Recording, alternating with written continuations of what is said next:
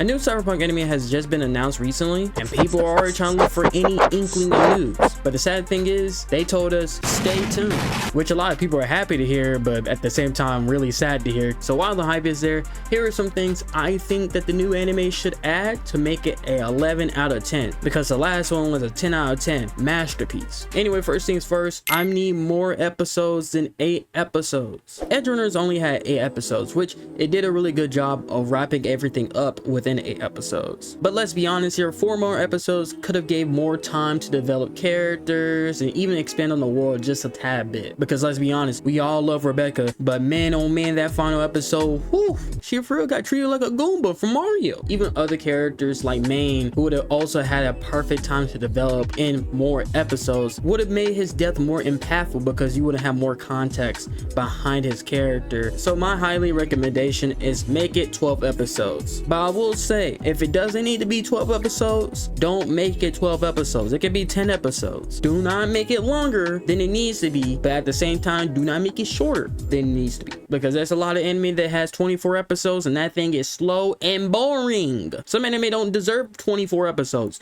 Some don't even deserve 12. And I'll even argue some don't even deserve 2. Cyberpunk Edgerunners is a rare case where they did everything they needed to do in 8 episodes and leave everything else within the game. Another thing I would say is more world building. I understand the game already does that because, of course, I mean, you playing it through V's perspective, so of course you're gonna have world building through her perspective. But I will say that Cyberpunk 2077 did a good job on the world building in the current timeline and some of the world building in the past timeline. Due to us not knowing whether this is going to be a follow-up to Edgerunners or a completely standalone thing, they can go in any direction. They can either go in the past, where they can talk about Morgan Blackhand and the world prior to Edgerunners and even Cyberpunk. They can even go into like the Corporal War. That would have been perfect. We can even go into the future and see what the world is like once Arasaka is taken down. Sure, it might retcon some endings, but it is a neat concept. We even get to see it in Phantom Liberty, where it's very depressing, more than the base game. So it will be pretty interesting to see how a world in 2078 or even 2079 functions within the Cyberpunk universe. This can even lead up to promotion for Cyberpunk Orion, which can easily take place after the events of 2077. And this leads into my next point, which is we need to see more legacy characters. Characters like Adam Smash was a great addition to the Cyberpunk Edgerunners anime, but let's be honest here, we would love to see more legacy characters. If they decide to make the anime take place during the events of 2077, they could easily make reference to V. They don't even have to show off V. They could even make a slight reference of what happened at Kopeki Plaza. If they decide to go in the past, they can easily make reference to Morgan Blackhand or Johnny Silverhand, specifically Johnny Silverhand. If they decide to go into the future, they can mention about the NUSA or even Songbird, which will also be a nice addition. Because let's be honest here, they have a lot of room to mention a lot of these characters that we connect with,